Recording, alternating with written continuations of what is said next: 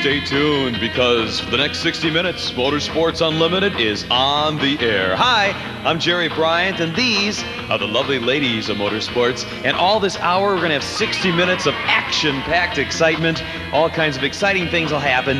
And we got the famous Bill Wildt, and we got all kinds of other good stuff that's happening all this hour. Motorsports Unlimited, 60 minutes of non-stop action. So let's go to the studio right now. Thanks, Jerry, and hi, everybody. Welcome to the studio headquarters of Chicagoland's most watched, most talked about Access television series. I'm Samantha Bentley, and this is the 949th edition of Motorsports Unlimited. Today, we're taking you to Mundeline, Illinois for their monthly cruise night. Interestingly enough, we don't cover many cruise nights because our production schedule doesn't allow it. The more formal car shows are usually held on weekends. Cruise nights are similar but less formal and normally held during the week. The folks in Mundeline do a fine job with their cruise night and provide us an excellent example of what cruise nights are all about. Let's get started with what will, in all likelihood, be our one and only cruise night this season. Well, it is the second Wednesday in June. It's hot.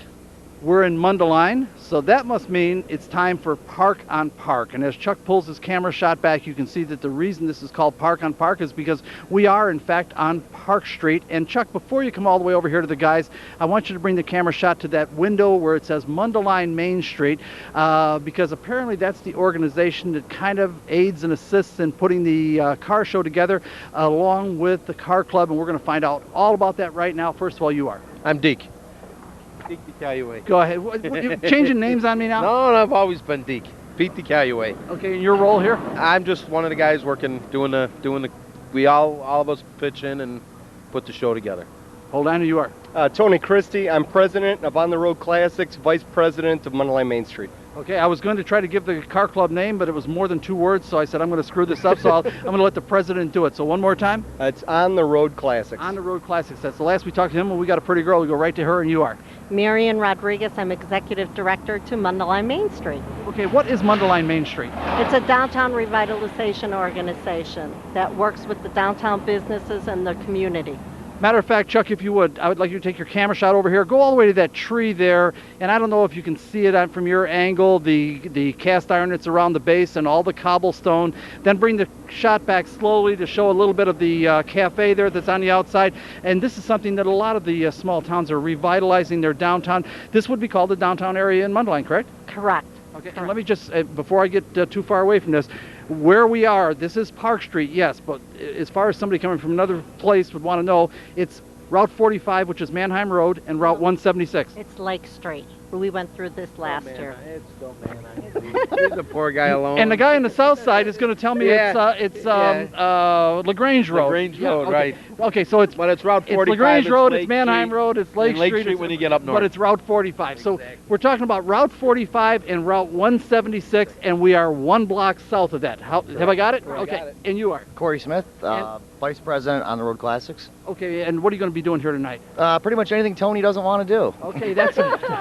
Actually, I stand in I've worked with him before. You're going to be doing all of it. Actually, yeah, I stand in the main boulevard, and pretty much we direct traffic wherever we have to go.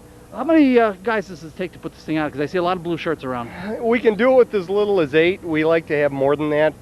I think we have pulled it off with 8. Usually 14 is a pretty good number for us.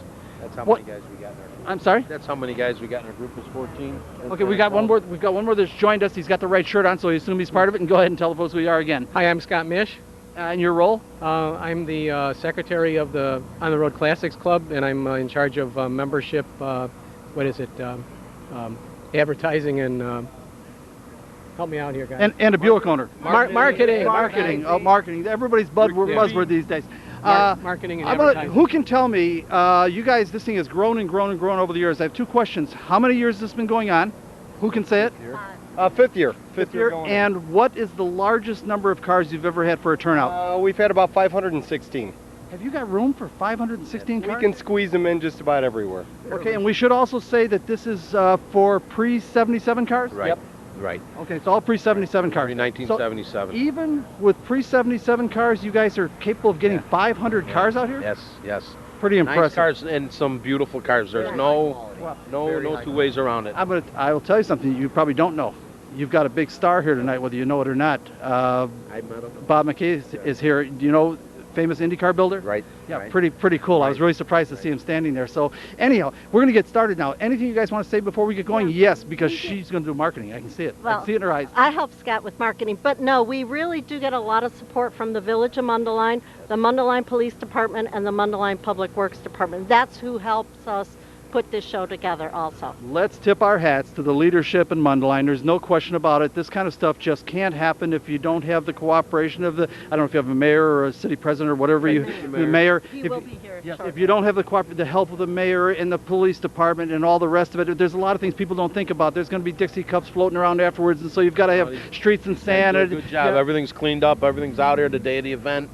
You know, but it's a big task, Oh, and yes. it really takes the cooperation of everybody, or you don't put something like this together. And you guys have grown so big over the years. By the way, folks, this is one of the very few cruise nights that we do. Just let me explain, because I get calls on it all the time.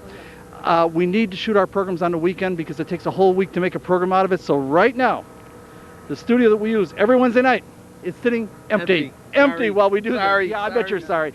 So, Bill, yes. we'd also like to promote our 5 food vendors that we do have here. We have Cousin Subs, Dairy Queen, El Barrio Restaurant, Luke's, and Rita Pia's Pizzeria. Okay, with that, I think it's time to get going. Yeah. Okay. Yeah, Chuck, or folks, I should say, don't go away. We're coming right back. We're going to get started here. Mundeline Cruise Night, the second Wednesday, pretty much all summer, second Wednesday of the month. It is very rare for us to cover something that doesn't occur on a weekend. Hi, I'm Patty Borowitz. Now, let's get started with our look at Mundeline's second Wednesday of every summer month, Cruise Night. My very first exposure to sports cars was in 1952 at my parents' Whitestone restaurant in upstate New York, when my mother excitedly called out the back door to, let's see, I had to be, what, about 8 years old or something. She called out saying, come around the front, look at the baby car, look at the baby car. I walked around, and here was this gorgeous, and I keep saying MGTC, but you know, that was when I was 8 years old. I'm guessing it was probably a TD, and this is real important. If you're into British sports cars, it's important to remember which one it was. The only reason I say that is because this was about 100 miles from New York, and it means they would have driven all the way from New York, and I don't know if a TC could have actually done that. But in any event, I fell in love with sports cars at that time from the MGs, and there's some very unique things about this. As a matter of fact, I'm going to have the opportunity. I don't suppose you're part of the MG Vintage Club, are you? No, I'm not. Okay, well, I'm going to have an opportunity in July to speak to them at their banquet, and I'm very much looking forward to it, because MG is really responsible for me having some interest in sports cars as a youngster. In any event, first of all, your name is? Jack Boma. And where are you from, Jack? From Lakeville, Illinois. Tell us about your car. It's Year, make, model? a 1951 MG TD. It's been probably a 4-year restoration on it. Did you do any of the work? I did all the work myself.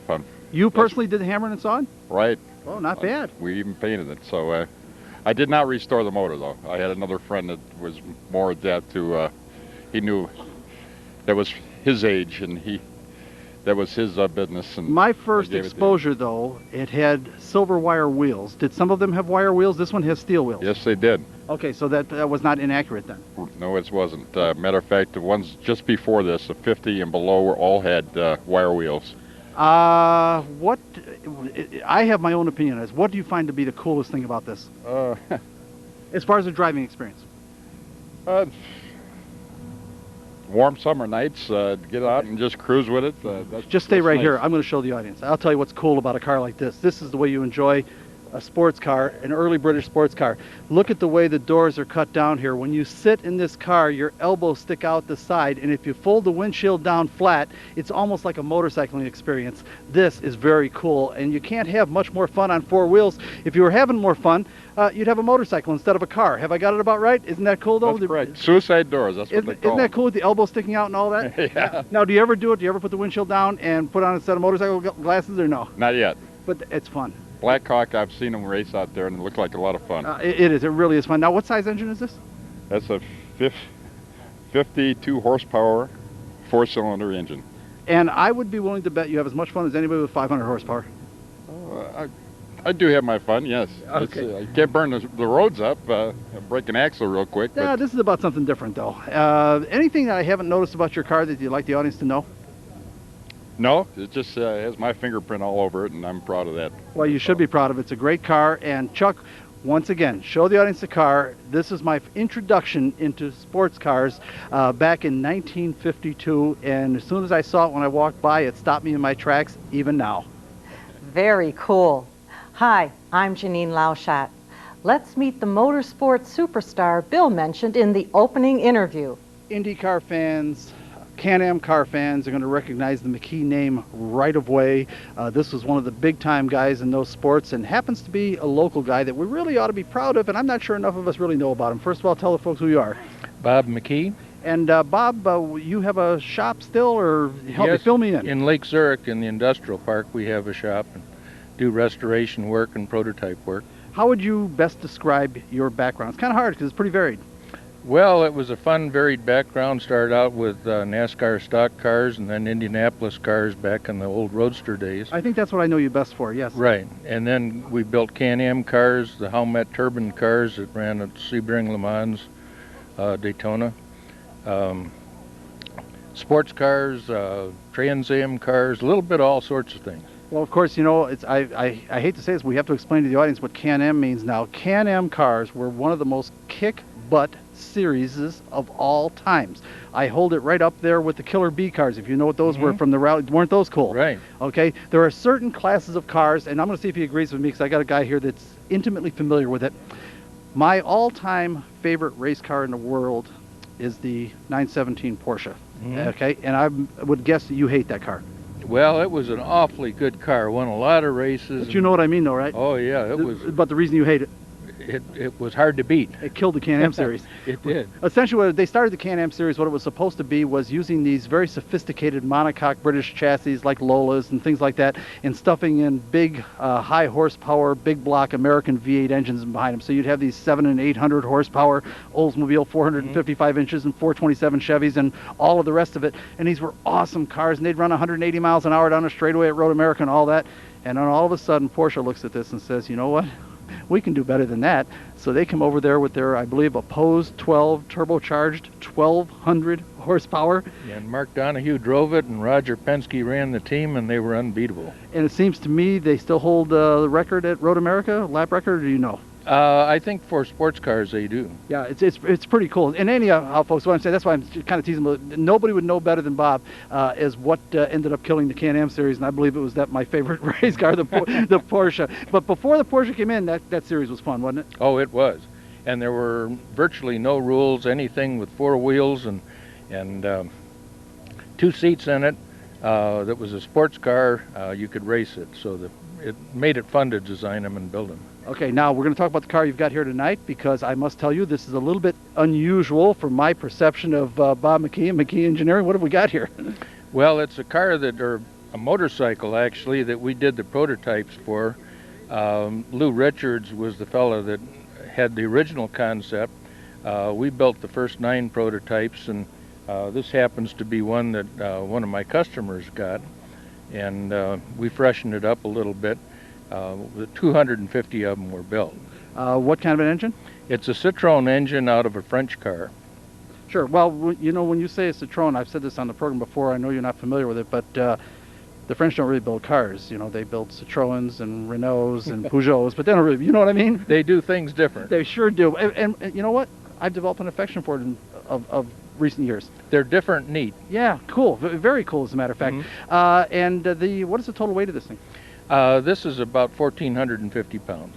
Once again, folks, if you remember the shows we did with the New York motorcycle trip that I took, when I mentioned on there what a joy it was and all that, and how, in my opinion, not everybody belongs on a motorcycle, though, and there are other choices as to how to have that kind of an experience without being on 2 wheels. I think this would be a great choice.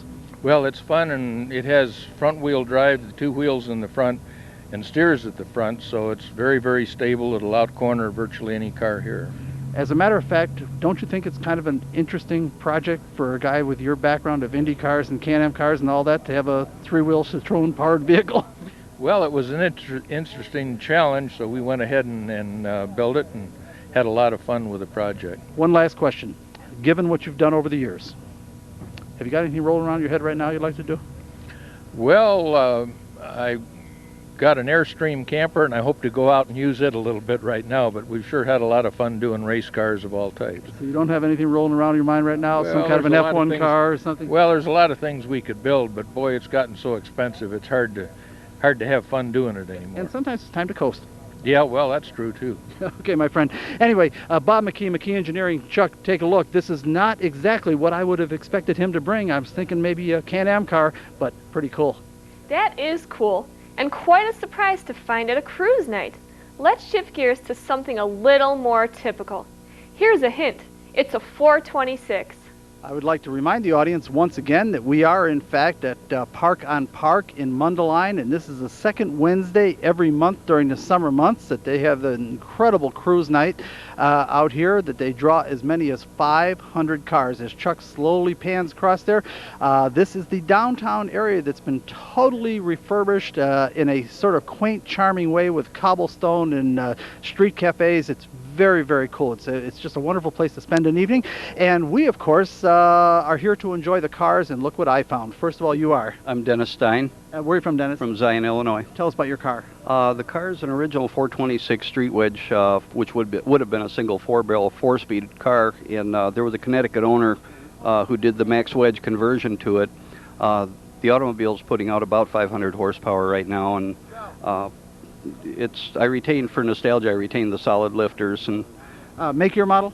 It's a 1964 Plymouth Sport Fury. You know, there's a lot of people out there scratching their heads right now, don't know Plymouth. What's that? Well, it's a car. It's a car. Yeah. Mid-size, mid-60s is when Chevrolet and Ford were battling it out. Chrysler engineers back around 62 with the 413 max wedges decided to give them a little competition, and they produced vehicles like this, and these became the forerunner to the modern-day Hemi. As a matter of fact, I can give you a little bit of information on this because my brother had a 64 Dodge where it was actually called a street ram. And in the 64 Dodge, it was a single four-barrel carburetor on a big 426. And what he's talking about is this one has the cross ram manifold setup, which, if I remember correctly, the runners were 11 inches long, two four-barrel carburetors mounted very close together in order to get the ram intake length correct. Most important thing about this car is you got a 4-speed, buddy. Yeah, that's true. I had Doesn't that make it a more fun car? It's really enjoyable, and it's surprising the amount of torque the car produces if you do get on it a little bit. People have forgotten these kinds of cars, and what they do better than anything is light the tires. That they do, and it will get all 4 gears of rubber. That's not a problem. Oh, I know. These, like I say, these were awesomely powerful cars, a bit nose heavy, so it's easy to light those tires and everything. But for kids today that are used to the high revving, they have no idea, right? That's true. Yeah, and it's just a very nostalgic piece, and I've had many people tell me already it's fun to see it show up at cruise-ins because they just don't see many of them. Do you use it much?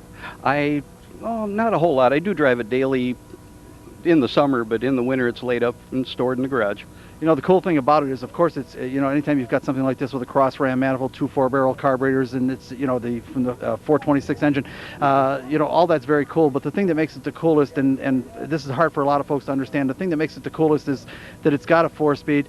And the reason for that is, if you've got a toy car, I'll be the first to tell you, if I've got a car that I'm going to use every day, I don't want a manual transmission. I want it to be my slave. I don't want to be its slave. But if you got a car you're going to use as a toy, to go out and enthusiasts will know what I mean, to go out and get into the car. If you're going to get into the car, you got to have that manual trans. You got to feel the car start to move when you let the clutch up in relationship to movement of your, you know what I mean? Very true, yes. And this car, I retained the solid lifters, so it's kind of an orchestrated sound when you get on it. And those of us that enjoy those sorts of things think that's nice noise. It's music. It is music. Yeah, it's a pleasure to drive. Well, listen, thanks for saying. Anything I haven't noticed about your car that you'd like the audience to know?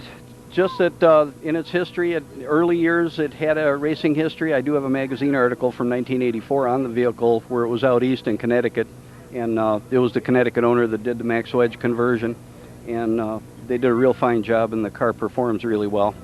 It's a great car. Chuck, pull your camera shot back just a little so the audience can see it. And I want to remind folks that Plymouth, yes, Plymouth is, in fact, a lot of the kids today haven't even heard of that. This was one of the Chrysler Corporation lineup for many, many years. Of course, I remember the Plymouth, and a 4-speed 426 is a rare find. Let's stay with Chrysler Corporation with something completely different. Oh, God, I hate to sound old, but all I can think of saying is now this is when cars were cars. This is an automobile. This is just a 5 or 6 passenger car that's easily as long as my 16 passenger van. First of all, you are? I'm John Knabb. Where are you from, John? Gurnee, Illinois. Tell us about your car, please. It's a 59 Chrysler New Yorker 2-door hardtop. It's got a 413 with a torque flight. It's actually a car that came from California. It's been most of its life in either the east part of Oregon or California, Los Angeles area. And I got it a couple years ago. I bought it actually on eBay. Really? Yeah. So I'm a person that's had wonderful experiences on eBay. Apparently you did too. I had a really bad experience on eBay. You did? You had bad? Well, we'll talk about that off camera, but I'm a person that's been lucky. Everything has worked out very well so far. Why did you, we talk about this on Motorsports Unlimited all the time. For example, Chuck, take your camera shot over there, car parked right next to him. Radically different way to enjoy motorsport. We're looking at a traditional American street rod as opposed to something like that. What provoked you to get something like this to enjoy motorsport? Well, I've always really enjoyed the Finn 57 to 59 Chrysler products. I think they're just really beautiful cars. I think they're really far ahead of their time. And I've always been attracted to them. I'm a big Chrysler guy. And I used to like in the 40s, and as I get older now I've graduated into the 50s, and maybe I'll migrate into the 60s as I get older. But these have always really been attractive to me, and I've been looking for a 2-door hardtop for quite a while. I don't know, if it were me and I were in a position to do it, I'd have to have a 57 300C convertible. Yeah, I would like to too, but who wouldn't, right? Yeah. Got a few kids to get through college, But I understand what you're saying, and Chuck, if you would, I want you to show the audience, kind of see if you can get. I want the audience to see the wedge-shaped look. I think of all the finned cars, I think the 57 through 59 Chrysler products, for that genre of styling, I think they had it right. Yeah, they did. They're really well proportioned, I think. And what's nice about the New Yorker, it's got a little longer front end. And I think with the long back end, I think it's a little better proportion than the, say, like the Windsor, which had a little shorter wheelbase. So, do you remember how Chrysler promoted the looks in 1957? Do you remember how they promoted it and advertised it? Suddenly it's 1960, or no, it was the forward look. The forward look. The forward look. And Chuck, anything I haven't noticed about your car that you would like the audience to know before we move on? No, I think I've pretty well summarized it. Great car, Chuck. Once again, show the audience the car. This is indeed the forward look. It's huge. I wonder how you park something like that. Let's take a look at that traditional American street rod Bill was comparing to the big Chrysler. Of course, you can't really cover a cruise night or a car show, for that matter, without finding a traditional American street rod, and I found a beauty. I absolutely love the color combination. First of all, you are? Mac McMillan. And where are you from, Mac? Waukegan, Illinois. Tell us about your car. It's a 32 Ford Vicki. It's got a 355 Chevy crate motor in it. It's been done completely. It's got 2,200 miles on it. Did you do any of the work on it? I did all the work on it. No, you built this? The whole car. The sawing and hammering? The whole car. Yeah, the whole car. Wow. Are you body and fender man? My brother and I are both. Yes. Oh, okay, I was going to say, you guys cheated then, because that's professional work. I'm a retired UPS driver, but he helped me a lot on it. I'll tell you something, it's gorgeous. What were you trying to accomplish with it? I just wanted something different. A lot of your street rods are reds, blacks, yellows, blues. I just wanted something that would stand out and be different than the other ones. Well, it surely does that. And why'd you pick a sedan over the more traditional highboy or coupe? I like it. It's just more, it's more of a classic car, and it looks more like a car than a highboy. Anything to do with the fact that you can get more people in it? Or that wasn't part of the decision? No, that wasn't really part of the decision. I just like the looks of a full car. I like a car without fenders, but I like the car the way this is. This looks like a complete car. Yeah, I like the sedans myself. Somehow I thought the proportions were nicer. Although I'm a roadster guy myself, I always like open cars. But I always thought the sedans, particularly maybe like the Crown Vic. Those are nice. Those are you know what I'm talking about? Right, it seems like the proportions are right. The lines look right. right. What do you do with the car? What do I do with it? Yeah. Well, I take it to shows all over the place. I take it to Louisville, Kentucky. So you don't trailer it then? Oh, no. Trailers are for horses. Wow, so you actually use the car and all that? Yeah, the car, wherever show it goes to, I drive it there. In fact, I'm taking it to Indianapolis next weekend. I'll drive it down there to a show. And do you come to the Mundeline thing very often? This is the first time I've ever been here. Oh, well, welcome, first of all. Thank you very much. They do a wonderful thing here. It's beautiful. It's really nice. It's very nice. It really is. Anything I haven't noticed about your car that you'd like the audience to know that I haven't thought to ask? It's got air conditioning, it's got cruise, it's got tilt, it's got an AM/FM stereo, it's got a tape player, it's got, it's pretty well set up. Well, it certainly is. Chuck, show the audience the car, but most important, he built it. Are you getting the idea that cruise nights offer an informal look at an incredible variety of cars? Then you understand completely. Let's see what Bill and Chuck found next. Once again, I cannot resist these late 50s, early 60s luxury cars. You really, you know, I don't think the youngsters out there will ever really have an appreciation for these because they won't have a chance to drive them. These were turnpike cruisers. Even though that was a Mercury designation for one of their models, it fit perfectly well for what these cars do. These are, in fact, great interstate cars. First of all, you are? Jim Rudnick. And where are you from, Jim? I live in Cary, Illinois. Tell us about your car, please. Well, it's a 1960 Cadillac Eldorado. As you can see, it's convertible. And I'm a restorer. I restore antique cars, and I restored this one twice. I did 20 years ago in 1985, and I did it again in the year 2001. And why is the top not down? Because of the weather. You're afraid of it? A fear of the weather. Fear of the weather, because you know, a big caddy like this, going down the highway, convertibles, nothing quite like that. That's the sweetest thing in the world. Yeah, it really is. You know, I should remember these things. I'm trying to remember. Cadillac engine size at that time, 394? This is a 390. 390 cubic inches? With three tri-power. Oh, the tri-power. This original tri-power car? 3 two-barrel carbs. I thought that was only in the Brougham or the Eldorado, no? It was Eldorado exclusive. Oh, this is an Eldorado. It came then. standard, right? This is Oh, the Eldorado. I'm sorry. I didn't hear you say that. This is Okay. the Eldorado Baritz. Eldorado Baritz. Yeah, that had the tri-power in it, and people have forgotten. As big and heavy as these are, these were fast cars. Yes, they were. Yeah, they were able to do 60 miles an hour in about 11 seconds. Yeah, for a big, heavy tank like for these a things. 5,000-pound car, that's pretty fast. It really is. Now, is there anything I haven't noticed about your car that you'd like the audience to know? Well, everything on the car came standard. All the equipment is standard on the car. Has power windows, power brakes, power steering. Even the little vent pane windows are electric.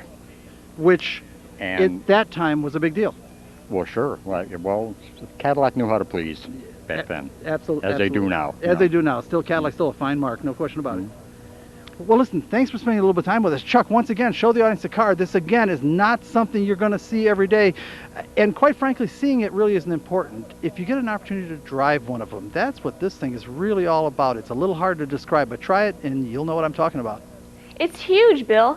Boy, times have changed. Let's turn our attention to something a little smaller, with pickup. Of course, you know me, I can't walk past the traditional American street rod without taking a second look at it, especially when we've got one that's bright red. And this one is particularly unusual because we don't see a lot of pickups. We see a lot of T Roadster pickups, but we don't see a lot of pickups in this year. First of all, I understand it's your car? Yes, sir. And you are? My name is Richard Parks, Mundeline. And you are? Bill Mills. From? Mundeline.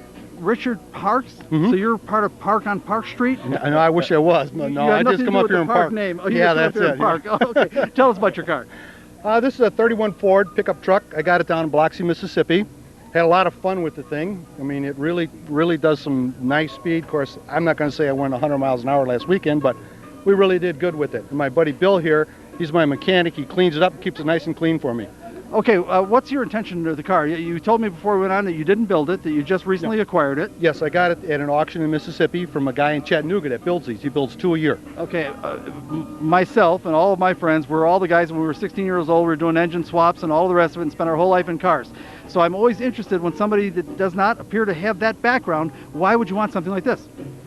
Because it's cool. Okay, great, perfect, perfect. No, perfect. But you understand my curiosity. Oh, yeah. No, when I was a kid, I tinkered with some cars, and I wish I had the ability to go in there and tear an engine apart. So I thought I'd get a hot rod, and I'm getting close to retiring. I'd like to retire in about 5 years, and then what I want to do is tear it apart and then rebuild it, and just to say I did it. You're going to keep an eye on him when he does that? I'll try. I'll have to follow him wherever he goes, I guess, you know, to keep an eye on it. Is this the first street ride you've gotten? Yes, it is, yeah. Okay, is it as much fun as you'd hoped it would be? Oh, yeah, every bit. I got a couple old Cadillacs, and they're fun. They're both nice in their own unique ways. But this is really nice, too. It's very cool. Is there anything I haven't noticed about your car that I should have noticed that you'd like the audience to know? Nothing really, other than it has a wooden bed on the inside. It's beautiful. I looked at it already. Thank you. Gorgeous. It's really, it's first class throughout. And did you specifically want this kind of a look with a pickup, or Yes. you just found it? Yes. No, And I was why did looking you want for the a pickup truck. I just like a pickup truck. I like to have a pickup truck. The utilitarian or the Yeah. appearance? No, I like the appearance of it, and also at the time I bought the car, my ex-wife, she's a large woman. I need something to haul her around in, you know. Oh. I don't believe you said that. You know, people see this program. Just kidding. Hopefully, just kidding. hopefully the settlement's all over with Yeah, and the done second with. wife is okay though. Anyhow, thanks for spending a little time with us. Chuck, show the audience the car one more time. Traditional American street rod with a twist. This one's a pickup. As it turns out, Bill wasn't quite through with this one. We never ever do a car twice on Motorsports Unlimited, but we had no sooner concluded this interview when the fellow that owns it proudly announced, yeah, that's my wife over there. I said, what, we did the interview with you without her out here? This guy apparently does not know Motorsports Unlimited. First of all, you are? My name is Patty Parks. Patty Parks, but you also are not part of the Park on Park Street Parks. No. Just Okay. tonight. Tell us what you know about the car.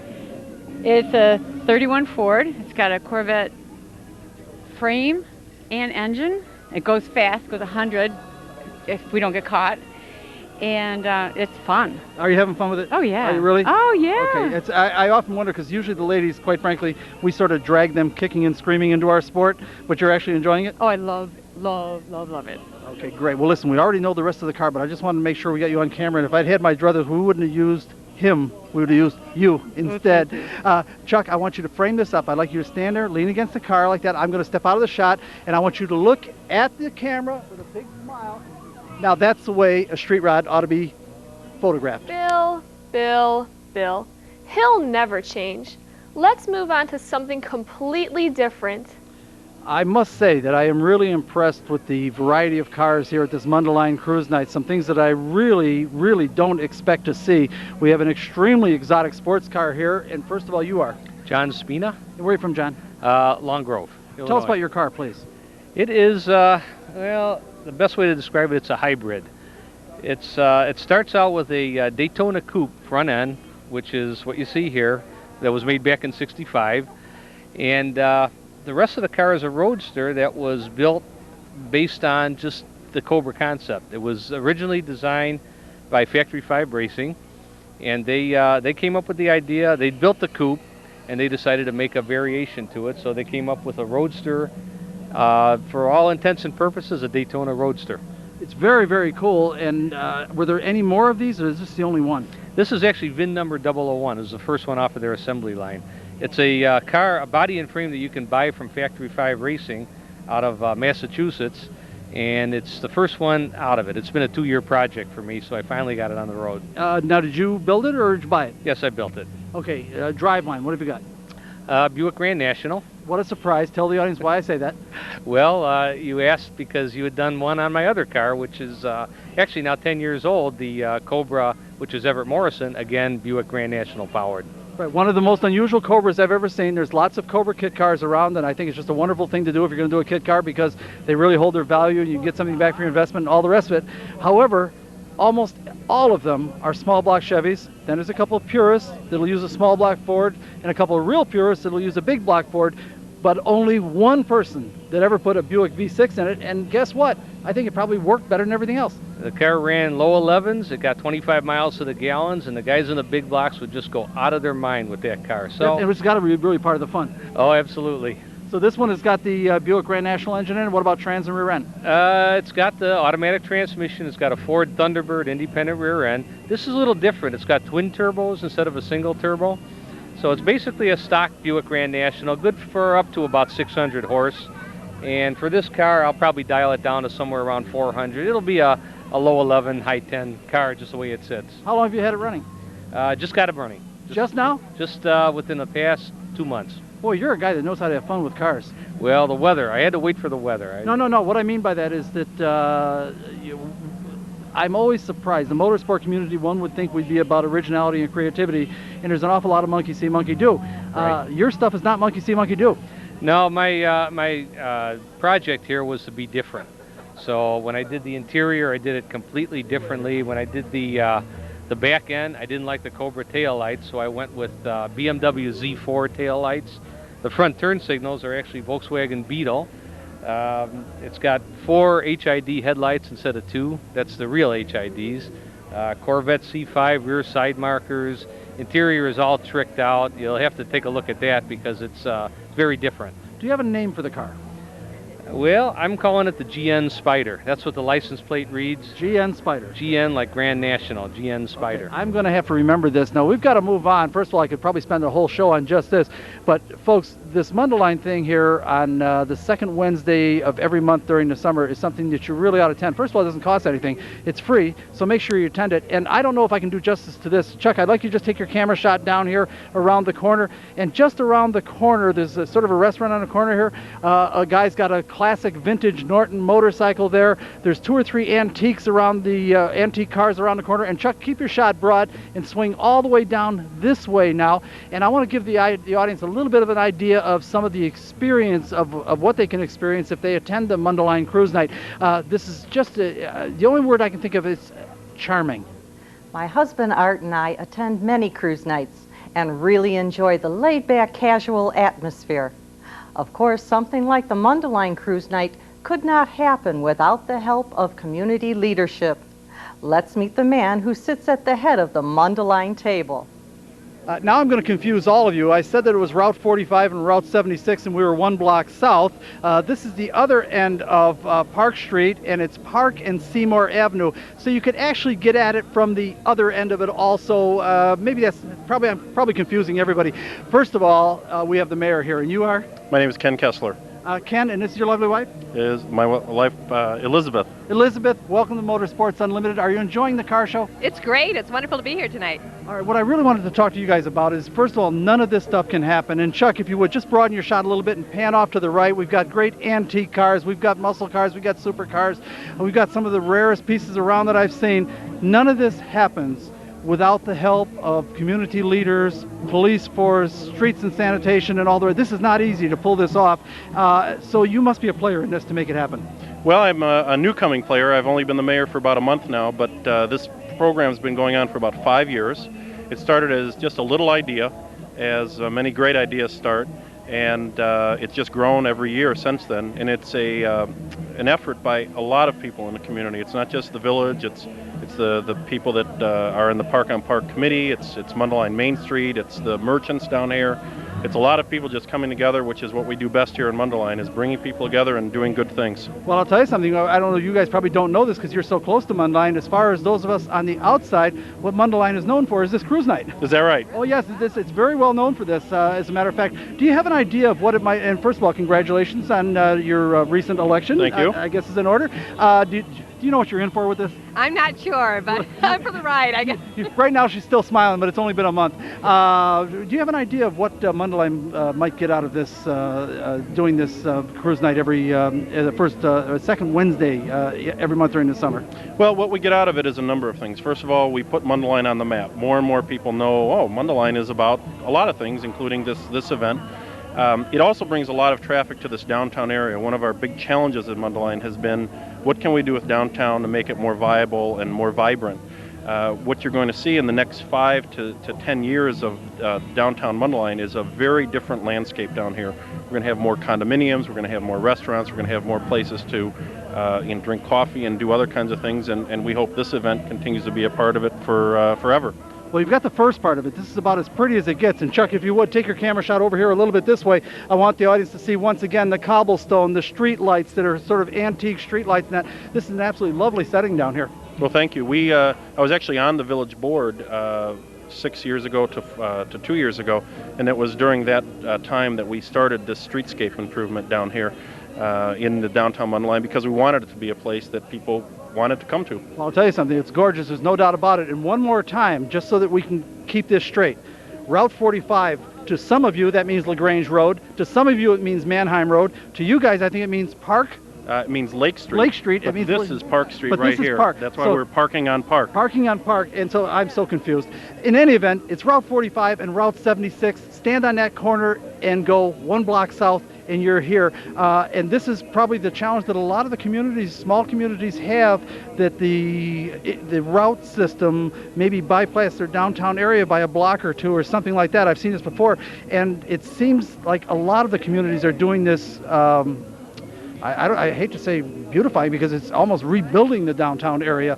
You guys have done a gorgeous job up here, and I would hate it if people just all went 176, 45 and never saw this a block over. Do you know what I mean? Yes, it would be missing a real gem that we have. You're exactly right. In any event, I'm going to let you guys get back to work. I hope you're enjoying. Are you a car guy or no? I'm a car guy, all right. So we got a car guy? I'm mostly boats, but a little bit cars. Nothing wrong with boats. I'm a boat guy myself. Anyhow, we have the mayor and his lovely wife. They've only been in office for about a month. We'll see if she's still smiling next year. I'll bet she will be. They look like they're enjoying it. Now, let's get back to the cars. As our regular viewers know, I rarely ever pick black or dark blue cars because they really don't work well on television. Remember that television, like all photography, is reflected light, and black and dark blue don't reflect light. That's sort of the idea of it. However, how could I resist with such a pretty girl like this? First of all, you are? Lena. Lena what? Norberg. And where are you from? I'm from Sweden. Real, boy, boy, if I ever saw a Swedish looking, Chuck, come in a little tighter on her. If I ever saw a Swedish looking person, you're it. And you are? Arnie. Arnie what? Press. Where are you from? My mother.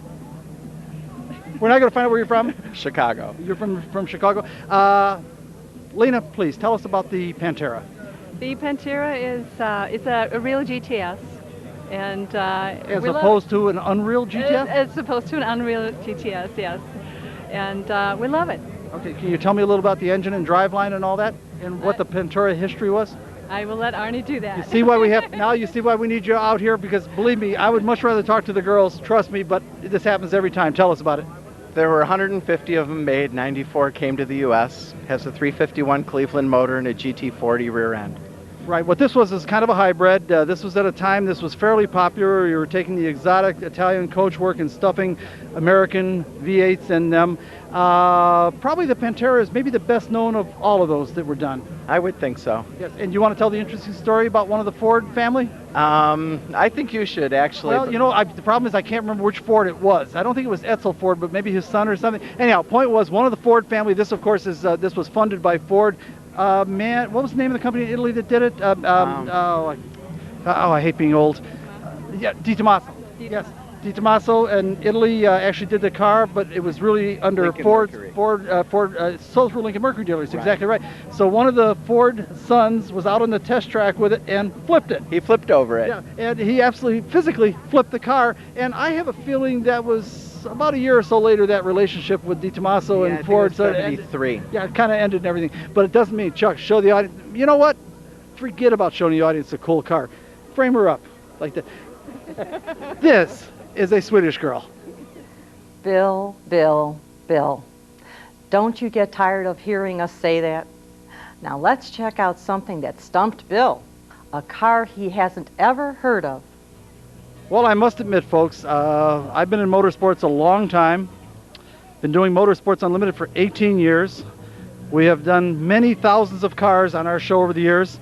This one I'm stumped on. This is one that I have not seen before, and it's about as cool as it gets. First of all, you are? I'm Jack Heist. And where are you from? Mundeline. And you are? And I'm Helen Heist. Whose car is it? His. But as I understand it, you can tell me the technical details. Oh, sure.